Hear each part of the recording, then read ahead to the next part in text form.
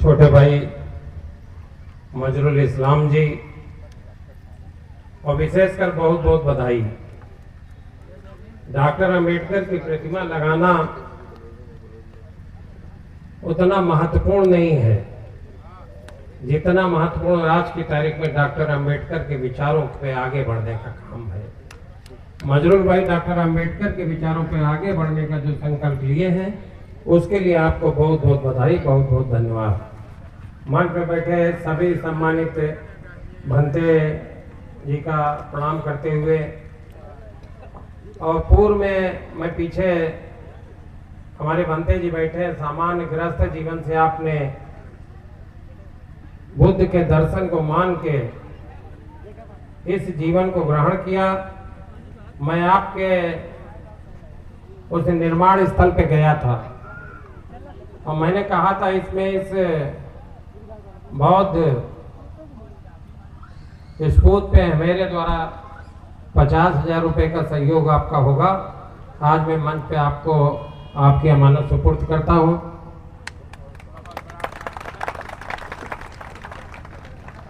मजरुल भाई ने मूर्ति लगाने का आदेश हमको दिया था।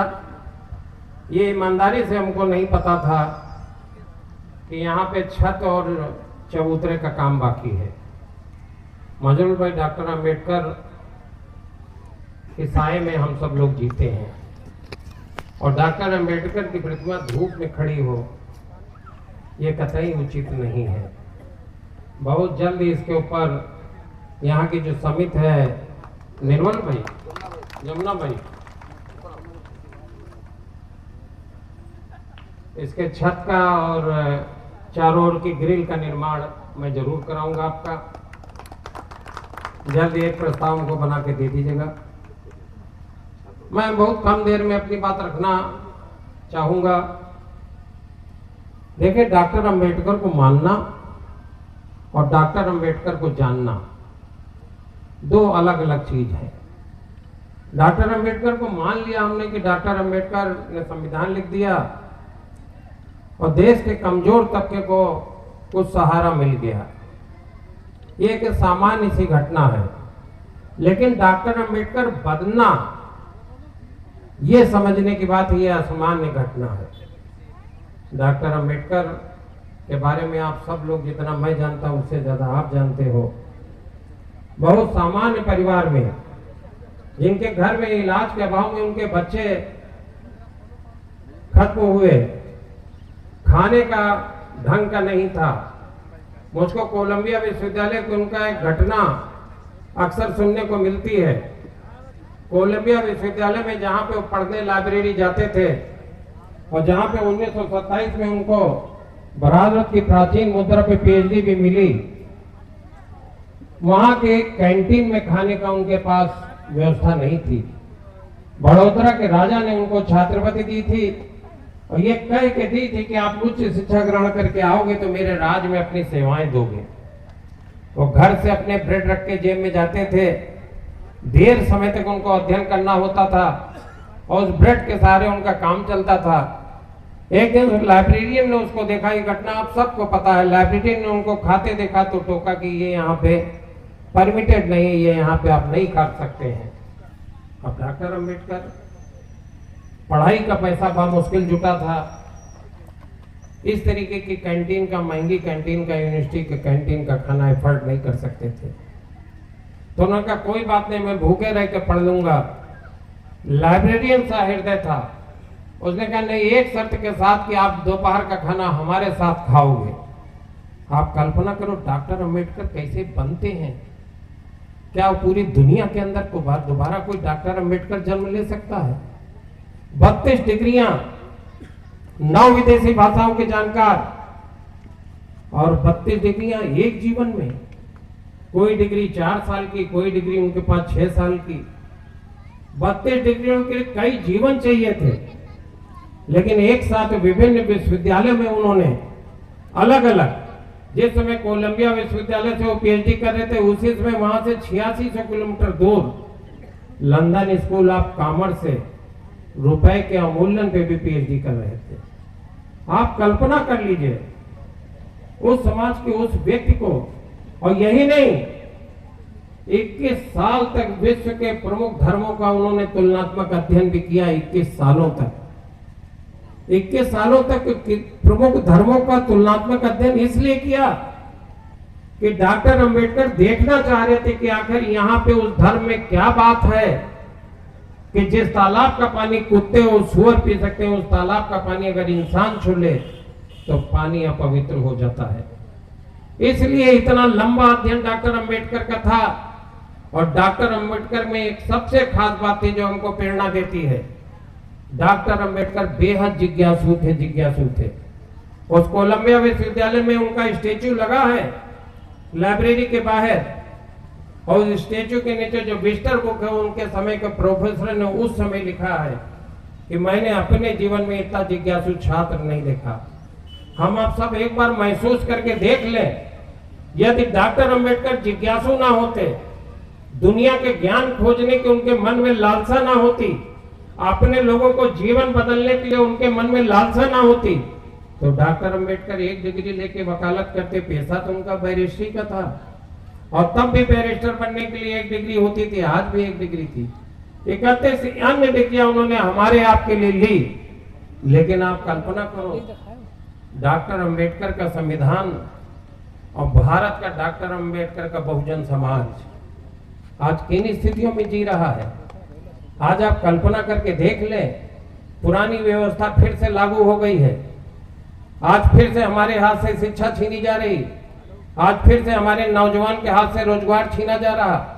जब डॉक्टर अंबेडकर का संविधान इस देश के अंदर है और इस देश के नेता कह रहे हैं कि भारत विश्व गुरु बन रहा, और भारत विश्व गुरु बन रहा, यहाँ पे यूनिवर्सिटी के गुरु पीटे जा रहे हैं। प्रोफेसर रविकांत लखनऊ विश्वविद्यालय इतिहास के प्रोफेसर, उन्हीं का छात्र शैलेंद्र मिश्रा उनको पीट देता है। उनका कसूर इतना है, कमलेश्वर की एक किताब है कितने पाकिस्तान, उसके ऊपर डिबेट में भाग लेके नीचे आ रहे थे।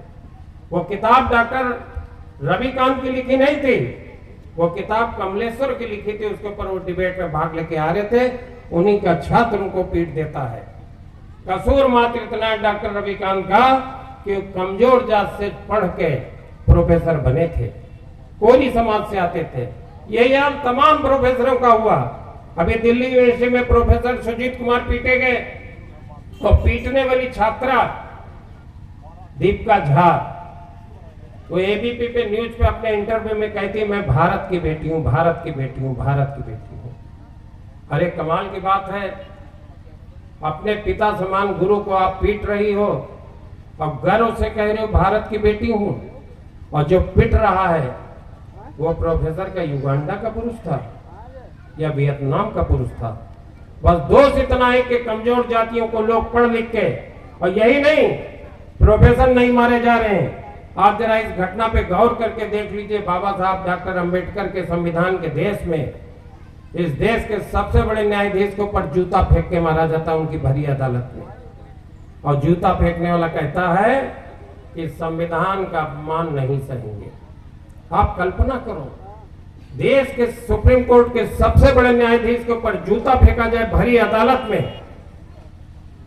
अब फिर ये बात सोचने की बात है कि डॉक्टर अंबेडकर का लिखा हुआ इतना मजबूत संविधान, उसको चंद दिनों में लोगों ने इतना खोखला कैसे कर दिया, इतना कमजोर कैसे कर दिया। ये जो मजरुल भाई ने जो आज काम किया है, और जो काम विष्णु गौतम जी कर रहे हैं, डॉक्टर आर.पी. वर्मा जी कर रहे हैं, सुनीता चौधरी जी कर रहे हैं, सुनीला रावत जी कर रही हैं, रोशनी गुप्ता जी कर रही हैं, ये काम डॉक्टर अंबेडकर को, संविधान को मजबूत करने वाला काम है। अगर आज हम सांसें ले रहे हैं हम सब, तो जो बची कुछ संविधान की ताकत, उसके कारण जिस दिन भारतीय जनता पार्टी के लोग इस संविधान को और कमजोर कर लेंगे, अपने हिसाब से बदल लेंगे, तो आप कल्पना कर लो कि फिर हमारा आपका क्या हाल होगा। अभी प्रोफेसर पीटे जा रहे हैं, अभी नौकरियां छीनी जा रही, सब प्राइवेट कर दिया गया। बड़ी मुश्किल से आरक्षण कोई खैरात नहीं थी, कोई भीख नहीं थी। आरक्षण एक साधन था, एक रास्ता था कि जो लोग हजारों सालों से पीछे किए गए, जो लोग हजारों सालों से कमजोर किए गए, एक योजना के तहत उनको मुख्य धारा में धीरे धीरे लाया जाए। उस आरक्षण को भी आज की तारीख में तोड़ फोड़ दिया गया, खत्म कर दिया गया, सब प्राइवेट कर दिया गया। आप सबसे बड़ी विनम्रतापूर्ण अपील है, बाबा साहब अम्बेडकर की प्रतिमा का अनावरण है। हम बाबा साहब को जितना मानते हैं उससे ज्यादा उनको जानने की जरूरत है। हम लोग आज इस बात का संकल्प के जाएं कि बाबा साहब ने जितने ज्ञान हासिल किया था, जितना जिज्ञासु थे, हम भी तो थोड़ा सा उनके रास्ते पे चले। आज जाने तो कि भारतीय जनता पार्टी को इस देश के अंदर किस तरीके का माहौल खड़ा किया जा रहा है। आप कल्पना करो, पढ़ा लिखा बच्चा हमारा क्या कोई रोजगार का अवसर ढूंढ पाएगा? नौकरियां गायब हैं। अभी यूजीसी लागू होने जा रहा था, सिर्फ प्रयास हुआ और देश के अंदर किस तरीके का घिनौना कांड हुआ है सब बच्चा बच्चा जानता है। यूजीसी क्या था? मात्र इतना था, विश्वविद्यालय अनुदान आयोग था, जो कह रहा था कि जात के आधार पर, दिव्यांगता के आधार पर छात्रों के साथ जो भेदभाव, उस भेदभाव को नहीं होने दिया जाए। इसके मतलब जाहिर सी बात है कि छात्रों के साथ जात के आधार पर भेदभाव है।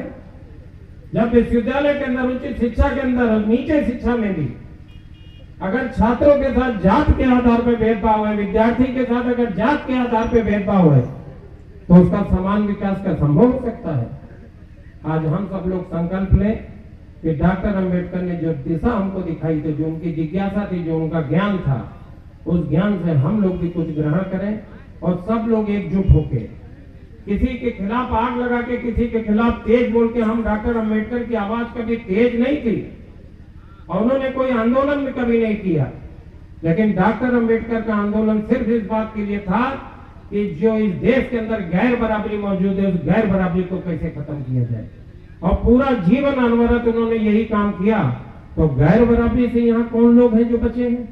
डॉक्टर आरपी वर्मा जी बैठे हैं, गैर बराबरी के शिकार ये भी। इन्हीं के बिरादरी के एक विधायक को लखीमपुर में मारा जाता है, योगेश वर्मा।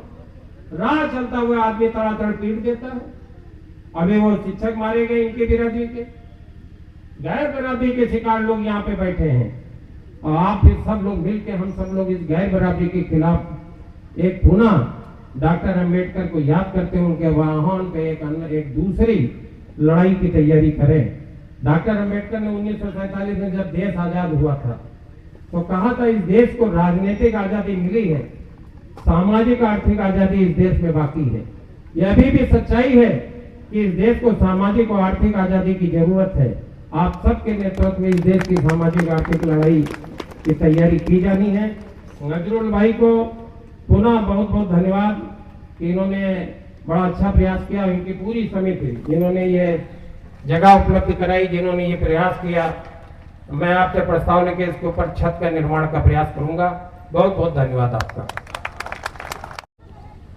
मुख्य अतिथि के रूप में मौजूद सीतापुर जिले के लोकप्रिय सांसद राकेश राठौर जी तथा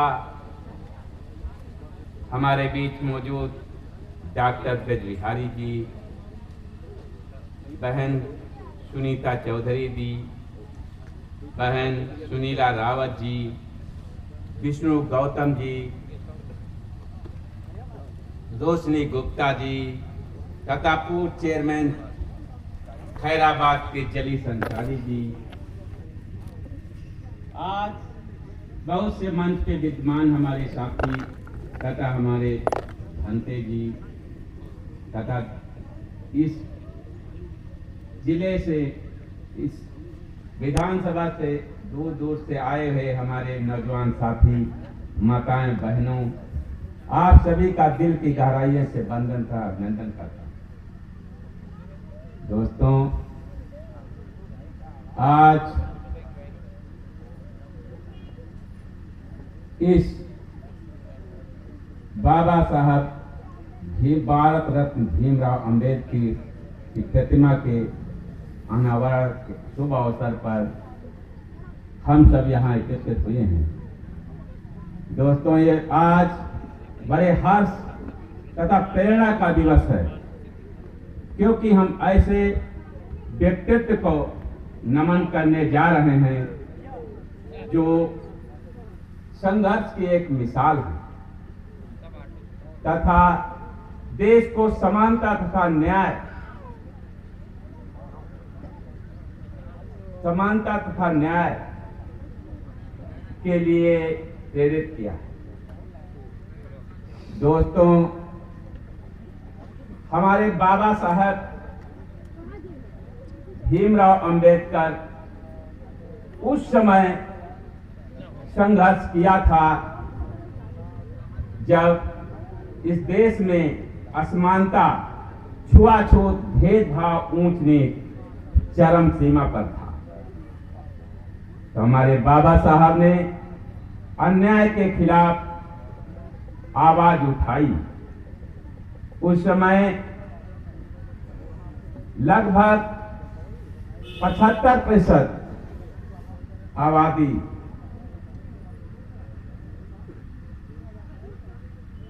बहुत ही संकट के समय से गुजर रही थी। उनके अपमान की कहानी जो थी, बाबा साहब भी अपमानित होने पड़े और उनको बहुत सी कठिनाइयों का सामना करना पड़ा, लेकिन उन्होंने संघर्ष नहीं छोड़ा। उन्होंने संघर्ष के लिए शिक्षा का रास्ता चुना और उच्च शिक्षा प्राप्त कर भारत का संविधान बनाकर हम लोगों को, जो जानवरों से भी बदतर जिंदगी जी रहे थे, मनुष्य बनाने का काम किया। दोस्तों, बाबा साहब का जीवन हमें संघर्ष, आगे बढ़ने तथा समानता और न्याय के लिए शिक्षा देता है। दोस्तों, आज अगर बाबा साहब संघर्ष ना किए होते तो क्या होता? आज ये डॉक्टर आर.पी. वर्मा डॉक्टर ना होकर, मैं कुर्मी समाज में जन्मा हूं, किसी खेत में हल चला रहा होता।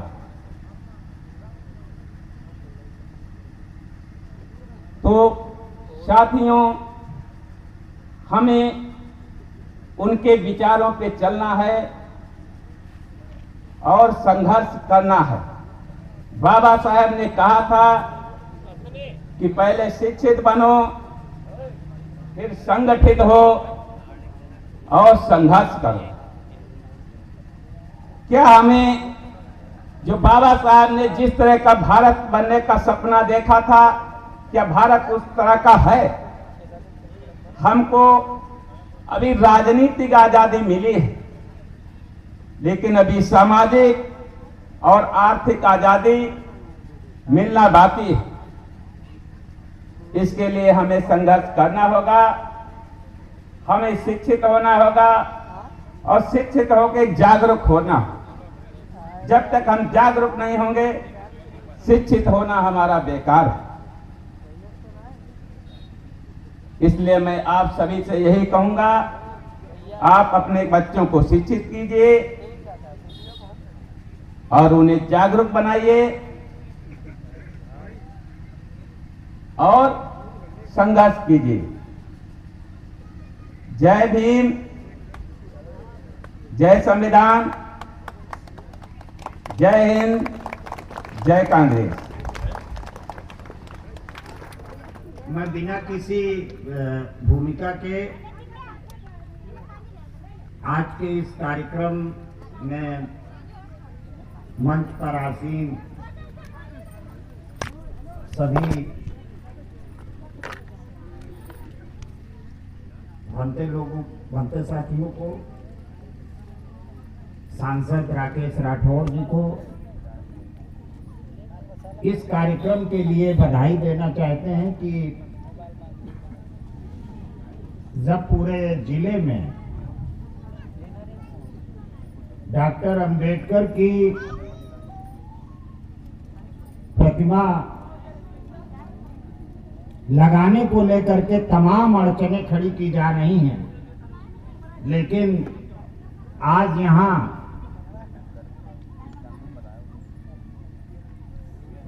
सभी पूज्य भंते जी और सांसद राकेश राठौर के नेतृत्व में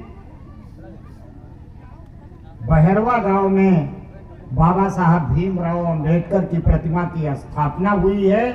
और ये इस बात का संकेत है कि डॉक्टर अंबेडकर की प्रतिमा की स्थापना में अगर कोई ताकतें बाधा बनेंगी तो अब सीतापुर का अंबेडकरवादी हिस्सा खामोश नहीं बैठेगा और बाबा साहब की प्रतिमा स्थापना के काम को हमेशा आगे बढ़ाएगा। ये आज इस बहरवा से ये संकेत निकला है। अभी हमारे भाई पूर्व जिला पंचायत सदस्य गुड्डू भाई भी अपना एक गीत रख रहे थे। इतनी मीठी आवाज है, लगता है कि बचपन में उन्होंने कोयल के अंडे का आमलेट खा लिया था। बहुत ही सुंदर और सुरीली आवाज है उनकी, उनको मैं बधाई देता हूं। अब सुनीला जी नाराज हैं इस बात के लिए क्योंकि वो उनके बहुत खास रिश्तेदार हैं। मैं दो बात केवल आपसे कहना चाहता हूं। एक तो बात यह है कि पूरे सीतापुर जिले में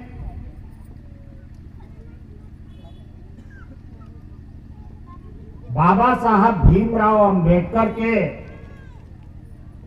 अपमान करने वाली ताकतें, उनका अपमान करने वाली ताकतें और बुद्ध कथाओं पर रोक लगाने वाली ताकतों को आज बहरवा से ये संदेश भेजा जा रहा है कि वो चाहे जितनी ताकत लगा लें, बौद्ध कथाओं पर रोकने की चाहे जितनी साजिश कर लें और बाबा साहब की प्रतिमा स्थापना में चाहे जितना अरंगा लगाएं, लेकिन सीतापुर के अंदर जो बाबा साहब के अनुयायी हैं, जो गौतम बुद्ध के विचारधारा को आगे बढ़ाने वाले लोग हैं, वो अब खामोश बैठने वाले नहीं हैं। वो लगातार बाबा साहब के विचारों को आगे बढ़ाने का काम करेंगे।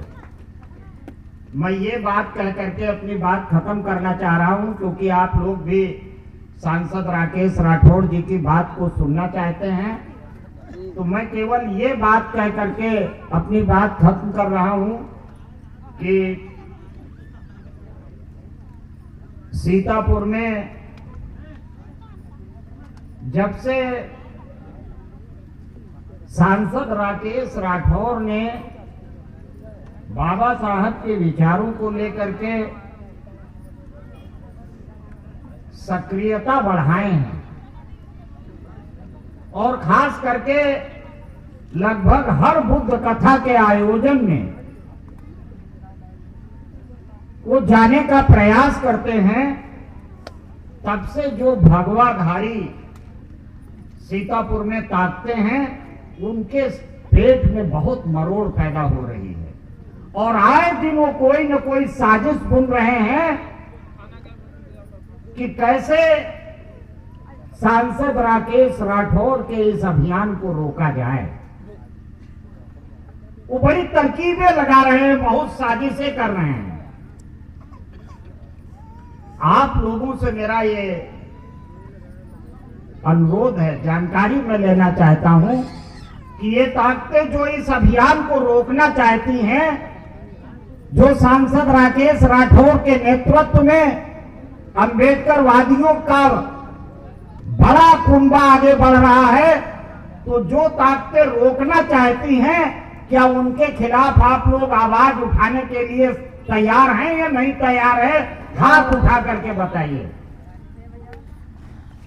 संविधान की रक्षा के लिए आप लोग तैयार हैं या नहीं तैयार हैं? तो बस यही बात मुझे आपसे कहनी थी। और आज अभी डॉक्टर आरपी वर्मा जी अपनी बात रखेंगे। डॉक्टर आरपी वर्मा को लेकर के तमाम तरीके का मिथ्या प्रचार भी इस इलाके में चल रहा है, जिस पर सांसद राकेश राठौर जी विस्तार से अपनी बात रखेंगे। कुछ लोग दीवालों पर तैर रहे हैं आजकल, तो कुछ लोग झंडियां लेके दौड़ रहे हैं, लेकिन ये ध्यान रखना है कि विश्वा में एक नई राजनीतिक धारा का उदय डॉक्टर आरपी वर्मा, सुनीला रावत, रोशनी गुप्ता के रूप में आगे बढ़ने के लिए तैयार हो रही है। और मजरूल इस्लाम भाई, ये इतिहास की अनोखी घटना है कि सीतापुर के अंदर किसी मुस्लिम साथी ने यहां के बहरवा के लोगों को साथ लेकर के बाबा साहब के पार्क को सुंदर बनाने का और बाबा साहब की मूर्ति की स्थापना का काम अपने हाथ में लिए हैं। ये दलितों, मुसलमानों, कमजोर लोगों की एकता का प्रतीक है और मुझे लगता है ये काम बहुत आगे बढ़ेगा। मैं अपनी तरफ से ये कहना चाहता हूं, यहाँ की जो बाबा साहब अम्बेडकर पार्क की समिति है, कि शीघ्र 3-4 महीने के अंदर हम उनके साथ बैठ करके बाबा साहब के नाम पर, गौतम बुद्ध के नाम पर हम यहाँ पर एक बड़ा पुस्तकालय खोलेंगे, जिससे लोगों में ज्ञान की एक धारा आगे बढ़ सके। यही बात मुझे आपसे कहनी थी। इनकलाब जिंदाबाद, डॉक्टर अंबेडकर अमर रहें। धन्यवाद।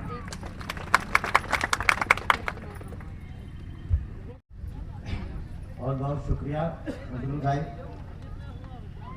आज के इस कार्यक्रम से हमारे मंच पर बैठे हुए हम सबके चहेते हमारे सांसद, हमारे साथी, कांग्रेस पार्टी के नेता माननीय राकेश राठौर जी, हमारे मंच पर बैठे हुए हमारे भाई डॉक्टर साहब, मंच पर बैठी हुई हमारी बहन सुनीता चौधरी जी, दूसरी बहन सुनीता रावत जी, कांग्रेस पार्टी की नेता हसीना जी, और हमारे इस मंच पर बैठे हुए हमारे खैराबाद के हमारे साथी विष्णु चौधरी जी और हमारे अध्यक्ष जी।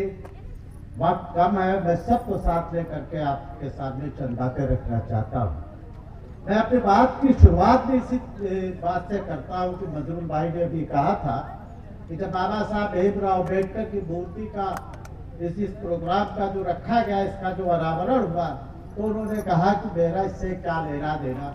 तो मैं आप लोगों को बताना चाहता हूँ कि इसका लेना देना इस देश में पैदा होने वाले हर इंसान से, चाहे वो जिस समाज में पैदा हुआ हो, चाहे जिस धर्म में पैदा हुआ हो। मैं खैराबाद के चेयरमैन पिछले 5 साल रहा। मैंने उस सरजमीन पे जन्म लिया, उस सरजमीन पे मैं पैदा हुआ जिसने देश की आजादी के लिए अपनी कुर्बानी दी, और उस सरजमीन से निकले हुए इंसान ने हिंदुस्तान को आजाद करने के लिए पहला फतवा दिया। अल्लामा फजले हक खैराबादी का नाम आप लोग जानते होंगे, और उन्होंने इसलिए अपनी जान की बाजी लगाई कि हमारा देश जो आजादी की, जो हमारी लड़ाई लड़ रहा था, जो अंग्रेजों की गुलामी में जकड़ा हुआ था, वो इस देश के लोगों को आजादी और मुक्ति दिलाना चाहते थे। हमारा देश तो आजाद हुआ सन 1947 को, लेकिन संविधान लागू हुआ 26 जनवरी 1950 को, और जो वो संविधान बना, उसके रचयिता, उसके लिखने वाले, उस निजाम, उस दस्तूर के रचयिता थे डॉक्टर भीमराव अम्बेडकर साहब। और उन्होंने इस संविधान को लिखा। इस संविधान को समझने की जरूरत है। संविधान हमको हक देता है अपनी बात कहने की, संविधान हमको हक देता है आगे बढ़ने के लिए, अपने रास्ते बनाने के लिए, चाहे वो शिक्षा के क्षेत्र में हो, चाहे वो एजुकेशन के क्षेत्र में हो, चाहे वो मेडिकल लाइन में हो, चाहे व्यापार करने के लिए हो, और चाहे राजनीति के रास्ते हो, चाहे हमें प्रधान बनना हो, और चाहे हमें अपना MP बनाना हो, और चाहे हमें अपना मुख्यमंत्री बनाना हो। ये सब वही संविधान हमको हमारा हक देता है। मैं आपको बताना चाहता हूँ, ये हमारे लिए खुशी की बात है कि 2024 में हम आपके सामने एक वक्त आया था, आपको एक फैसला लेना था और आपको एक वोट डालना था, और हर बार आपके सामने ये चुनौती आती है कि हम अपना वोट कहाँ दें। आपने फैसला लिया, माननीय राकेश राठौर जी आपके सामने कांग्रेस पार्टी के टिकट पर चुनाव लड़ रहे थे। उससे पहले ये हमारे सबके विधायक थे और हम सब ने फैसला लिया कि हम अपना वोट ऐसे इंसान को देंगे, ऐसे पार्टी को देंगे जो हमारे हक और हुकूक की रक्षा करता हो। और आपको कामयाबी मिली और उसका नतीजा यह है आपके सामने, आपके सांसद के रूप में बैठे हुए हैं। और जब से ये सांसद बने हैं हर रोज क्षेत्र में किसी ना किसी जगह पर जाते हैं और आपकी आवाज को आगे बढ़ाते हैं, आपकी लड़ाई लड़ते हैं। तो मेरा सिर्फ कहना आपसे यह है, अपने हक को पहचानिए, अपने हुकूक को पहचानिए और ऐसी जगह इकट्ठा हुए जहां पर आपकी लड़ाई लड़ने के लिए लोग तैयार बैठे हो। बहुत बहुत धन्यवाद। खुदा हाफिज, नमस्कार, जय हिंद। अब मैं अपने राजनीतिक गुरु आदरणीय डॉक्टर ब्रज बिहारी, बहुत बहुत मजरूर भाई, धन्यवाद आपका। यहाँ पे जो बुद्ध भगवान जी के चरणों में फूल अर्पित करते हुए आज हम लोग उपस्थित हुए हैं बाबा साहब अम्बेडकर जी के अनावरण में। सभी हमारे आए हुए मंच पर बनते जी हमारे मुख्य अतिथि के रूप में आए हुए लोकप्रिय सांसद सीतापुर और उनके साथ में सभी लोग हमारी बहनें हैं और सुनीला रावत जी हैं, डॉक्टर ब्रज बिहारी जी हैं जो कि लगातार किसानों की बात करते हैं, आवाज़ उठाते हैं। सबको मैं अपनी तरफ से जय भीम नमो बुद्धाय करती हूँ। और आज जो है ये प्रतिमा का अनावरण पर जो कि हम लोग सब एकत्रित हुए हैं, तो एक चीज जान लें कि आज जो है जो हक अधिकार जो सम्मान हमको मिला है, ये कुर्सी मिली है सिर्फ डॉक्टर बाबा साहब अम्बेडकर जी की वजह से मिली है। तो हम गर्व से यहाँ पे कहते हैं और उनका स्वागत अभिनंदन करते हैं, वंदन करते हैं। हमारे बीच माताएं बहनें, हमारे नौजवान साथी, आप सभी को प्रणाम करते हैं। और बहुत कम समय लेते हुए मैं अपनी बात को कहना चाहती हूँ। नींद अपनी खोकर जगाया है हमको, नींद अपनी खोकर जगाया है हमको, आंसू अपने गिराकर हंसाया है हमको, आंसू अपने गिराकर हंसाया है हमको। अब कभी मत भूलना उस मसीहा को, कभी मत भूलना उस मसीहा को जो कि गुलामी की जंजीरों से आजाद कराया है हमको, गुलामी की जंजीरों से आजाद कराया है हमको। माताओं बहनों, आज मैं इस कुर्सी पे बैठी हूँ, आज मैं गर्व से अपनी माइक में अपनी बात आप सबके सामने कह रही हूँ। सिर्फ डॉक्टर बाबा साहब अम्बेडकर की देन है। आज मिश्रिक में जो आवाज उठाने का बुलंदी के साथ आज काम कर रही हूँ, वो सिर्फ सांसद राकेश राठौर जी की देन है कि आज जो है प्रदेश अध्यक्ष प्रभारी जी आज हमको चुनाव लड़ाने की बात कर रहे हैं। तो ऐसे जो नेता होते हैं जो हर दुखिया गरीब के साथ चलते हैं, आदरणीय सांसद जी को मैं धन्यवाद देती हूँ हृदय की गहराइयों से। उनको कंधों को मजबूत करने के लिए आप सब लोग यहाँ बिस्वा के सभी हमारे ग्रामवासी सब लोग एकत्रित हो जाइए, संगठित हो जाइए, क्योंकि बाबा साहब ने भी कहा था अगर हम लोग फूटेंगे, अगर अलग अलग होंगे तो कोई भी लड़ाई हम लोग नहीं जीत सकते। तो आज हमें एकत्रित होने की जरूरत है, आज हमें एक होने की जरूरत है। तो माताओं बहनों, बस लास्ट में यही बात कहना चाहती हूँ, हम भीम की औलाद है, सम्मान के लिए हम जान भी दे देंगे संविधान के लिए, हम जान भी दे देंगे संविधान के लिए।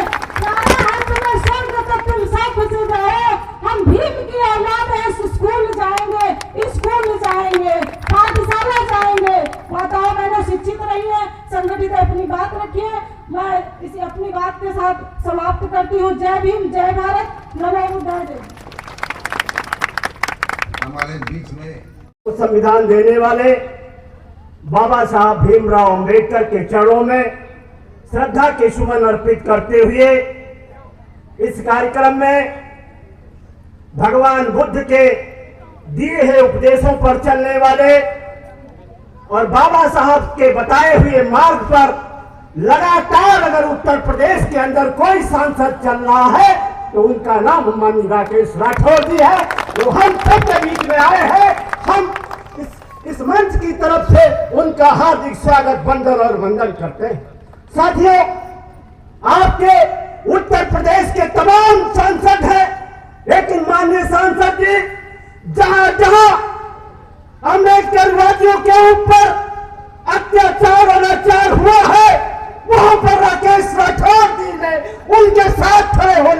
काम किया है।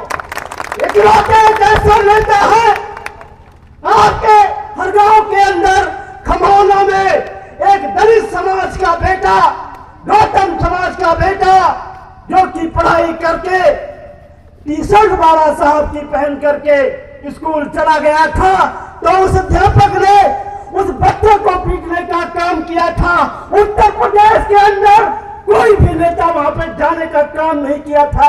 मैं साथी हूँ, माननीय राकेश राठौर जी ने उसके साथ जाने का ही काम नहीं, बल्कि उस अध्यापक के ऊपर मुकदमा लिखवाने का काम किया था, उसे जेल भिजवाने का काम किया था।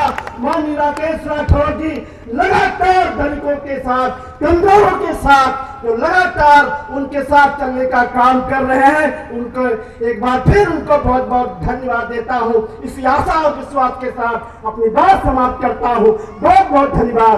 जय अम्बेडकरवाद। बहुत बहुत धन्यवाद। तमन्ना अब हमारे दिल में है, सरफरोशी की तमन्ना अब हमारे दिल में है। देखना है जोर कितना बाजू में कातिल में है, सरफरोशी की तमन्ना। रहे मुहब्बत रह न जाना राह में, रहे मुहब्बत रह न जाना राह में। लज्जते सेहरा नवरते दूरियां मंजिल में है, सरफरोशी की तमन्ना अब हमारे दिल में है। मैं सभी का पुनः स्वागत करता हूं। को अपने हकों के लिए जो कुछ संविधान में माननीय डॉक्टर भीमराव अंबेडकर जी ने लिखा है, उसके लिए संघर्ष करना। बगैर संघर्ष के अपने हक नहीं हासिल होते, और एकजुटता इसके लिए सबसे बड़ी चाबी है। एकजुट होकर के हमको आपको अपनी आवाज बुलंद करनी है। समय बहुत कम है, ज्यादा कुछ न कह करके मैं आप सभी का बहुत बहुत आभार व्यक्त करता हूं। जय हिंद, जय भारत, जय जवान, जय किसान। जय भीम। बहुत बहुत धन्यवाद। इस बहरवा में ये बाबा साहब का जो मूर्ति अनावरण का जो आज हुआ है, इसके लिए हमारे सभी कार्यकर्ता बंधु और हमारे सभी नेतागण, भंते गुरुओं को वंदन। जय भीम। आज बाबा साहब के इस कार्यक्रम में हम लोग उपस्थित हुए हैं। अगर बाबा साहब इस रानी के पेट का ऑपरेशन न किए होते तो हम लोगों को वोट का अधिकार न मिलता, और यदि वोट का अधिकार न मिलता तो हम लोग यहाँ नहीं बैठे होते। क्यों भाइयों बहनों बैठे होते? हमारे पास कोई नहीं आता। तो अपनी वोट को जानो और वोट को पहचानो, अपने हिसाब से वोट दो। राजा उसी को चुनो जो हमारे हक अधिकार न छीनने पाए। ऐसे राजा को न चुनो जो हमारे हक और अधिकार छीन जाए। ज्यादा ना कहकर इस कार्यक्रम में जितने हमारे उपासक उपासिकाएं और सांसद जी और उनके साथ में जितने रक्षा करने वाले सभी लोगों का बहुत बहुत साधुवाद। सबका मंगल, सबका कल्याण, सबका भला, सबकी स्वस्थ मुक्ति प्राप्त, सभी प्राणी निर्वाण की तरफ बढ़े। धर्म आप सबकी रक्षा करे। खूब बच्चे पढ़े लिखे महान बने और अपने अपने माँ बाप का नाम रोशन करें, और घर के अंदर खूब सुख शांति रहे। सारे रोगों से, सारे दुखों से मुक्त हो, मुक्त हो, मुक्त हो। साधु साधु साधु। सभी भिक्षु संघ से निवेदन है कि मैं आपसे क्षमा चाहूँगा और मैं बड़ा ही गौरवान्वित हूँ कि मेरे एक ही फोन से आज सांसद जी के इस कार्यक्रम में, मंजूरल भाई के इस कार्यक्रम में आप सभी उपस्थित हो गए। मैं बहुत ही आभारी हूँ आप सभी भिक्षु संघ का, श्रावक संघ का, सभी को मेरी तरफ से।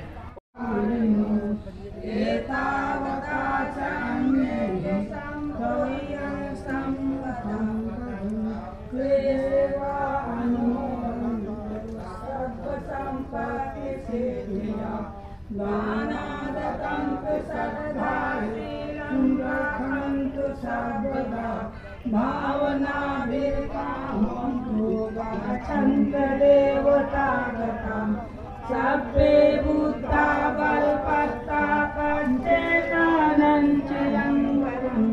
अरहंत नक्तेन वंदामि सब्बसो आकाशत्ता च भूभुत्ता देवानागा महेतिका पूयन्तं अनुमोदित्वा चिरं राखन्तु बुद्धिशासनम् आकाशत्ता च भूभुत्ता देवानागा महेतिका पूयन्तं अनुमोदित्वा चिरं राखन्तु धम्मदेशनम् आकाशत्ता च भूभुत्ता देवानागा महेतिका पूयन्तं अनुमोदित्वा चिरं राखन्तु संपरितं सभ्भीतियो विवर्जन्तो सर्वरोगो विनाशतो माते भवन्तरायो सुखी दीर्घायुको भवो भवतु सर्वमङ्गलं राखन्तु सर्वदेवता सर्वबुद्धान् भामे सदा कलासोति भवन्तु ते भवतु सर्वमङ्गलं राखन्तु सर्वदेवता सर्वधर्मान् भावेन सदा सोति भवन्तु ते भवतु सर्वमङ्गलं राखन्तु सर्वदेवता सर्वसङ्गान् भावेन सदा सोति भवन्तु ते सर्वपापस्य याकरी कुशलस्य उपसम्पदा सचित् परियोदपानं केतं बुद्धान् शासनं नत्ति मे शरणं अय्यं बुद्धो मे शरणं वरम् एतेन सत्यवाद्येन होतु मे जयमङ्गलम् नत्ति मे शरणं अय्यं धम्मो मे शरणं वरम् एतेन सत्यवाद्येन होतु मे जयमङ्गलम् नत्ति मे शरणं अय्यं संघो मे शरणं वरम् एतेन सत्यवाद्येन होतु मे जयमङ्गलम्। सभ्य सुखी होन्तु सभ्ये होन्तु चिकीर्मिनो सभ्ये भद्राणि पश्यन्तु मा किञ्चित् दुःखमागमा सभ्ये मा किञ्चित् दुःखमागमा सभ्ये सत्ता सुखी होन्तु सभ्ये होन्तु चिकीर्मिनो सभ्ये भद्राणि पश्यन्तु मा किञ्चित् दुःखमागमा। सुखी हो, मंगल हो।